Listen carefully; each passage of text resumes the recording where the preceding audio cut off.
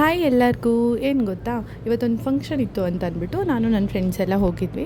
Function ಏನಂತಂದರೆ ಅನ್ನಪ್ರಾಶನ. ಅಂದರೆ ಇವಾಗ ನಮ್ಮ ಸೈಡೆಲ್ಲ ಇವಾಗ ನಾಮಕರಣ ಮಾಡ್ತಾರಲ್ವ, ಸೊ ಅದೇ ಥರ ಈ ಬೆಂಗಾಲಿ ಸೈಡಲ್ಲಿ ಅವರು ಅನ್ನಪ್ರಾಶನ ಅಂತ ಮಗುಗೆ ಮಾಡ್ತಾರೆ. ಸೊ ನಾವು ಸ್ವಲ್ಪ ಬೇಗನೆ ರೀಚ್ ಆಗಿಬಿಟ್ಟಿದ್ವಿ, ಇನ್ನು ಫಂಕ್ಷನ್ ಏನೂ ಸ್ಟಾರ್ಟ್ ಆಗಿರಲಿಲ್ಲ. ಹಂಗೆ ವೆಲ್ಕಮ್ ಡ್ರಿಂಕ್ ಕೊಟ್ಟರು, ವೆಲ್ಕಮ್ ಡ್ರಿಂಕ್ ಎಲ್ಲ ಕುಡ್ಕೊಂಡು ವೆಯ್ಟ್ ಮಾಡ್ತಾಯಿದ್ವಿ. ಸೊ ಆಮೇಲೆ ನಮ್ಮ ಫ್ರೆಂಡ್ಸ್ ಇನ್ನೂ ಸ್ವಲ್ಪ ಜನ ಬರಬೇಕಿತ್ತು, ಅವರು ಎಲ್ಲರೂ ಬಂದರು. ಫಂಕ್ಷನ್ ಕೂಡ ಸ್ಟಾರ್ಟ್ ಆಯಿತು.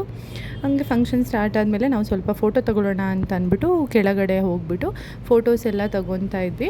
ಸೊ ಇವ್ರು ಯಾರು ಅಂತಂದರೆ, ನಂದು ಪ್ರೀವಿಯಸ್ ಕಂಪನಿಯಲ್ಲಿ ಇವ್ರು ನನಗೆ TL ಆಗಿದ್ದರು.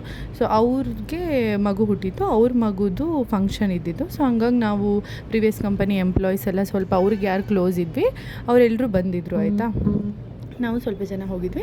ಅದಾದಮೇಲೆ ನನ್ನ ಫ್ರೆಂಡ್ ಸ್ವಲ್ಪ ಜಾಸ್ತಿ ಮಾಡ್ತಿದ್ದಾಳೆ, ಅವಳನ್ನ ಇಗ್ನೋರ್ ಮಾಡಿ ಆಯಿತಾ, ಅವಳನ್ನ ಏನಷ್ಟು ತಲೆಗೆ ಹಾಕೋಬೇಡಿ. ಅದಾದಮೇಲೆ ಇವ್ರು ನೋಡಿ, ಇವರು ನನಗೆ ಮ್ಯಾನೇಜರ್ ಆಯಿತಾ, ಆದರೆ ಈಗ ಅಲ್ಲ. ಸೊ ಪ್ರೀವಿಯಸ್ಲಿ ನಾವೆಲ್ಲ ಒಟ್ಟಿಗೆ ವರ್ಕ್ ಮಾಡುವಾಗ ಮ್ಯಾನೇಜರ್ ಆಯಿತಾ.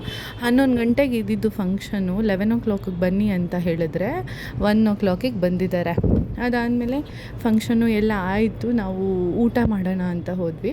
ಸೊ ನಾನು ಊಟ ಮಾಡೋದಕ್ಕೆ ಇವ್ರಿಗೆ ವೆಯ್ಟ್ ಮಾಡ್ತಿದ್ದೀನಿ. ಇವರಿಬ್ಬರು ಗಂಡ ಹೆಂಡತಿ ಒಳ್ಳೆ ಫೋಟೋ ಶೂಟ್ ಮಾಡ್ತಾಯಿದ್ದಾರೆ. ನಂಗೆ ಹಸಿವು ಬೇರೆ ಆಗ್ತಾಯಿತ್ತು. ವೆಯ್ಟ್ ಮಾಡಿ ಮಾಡಿ ಅಂತೂ ಇಂತೂ ಕೊನೆಗೆ ಊಟ ಬಂತು.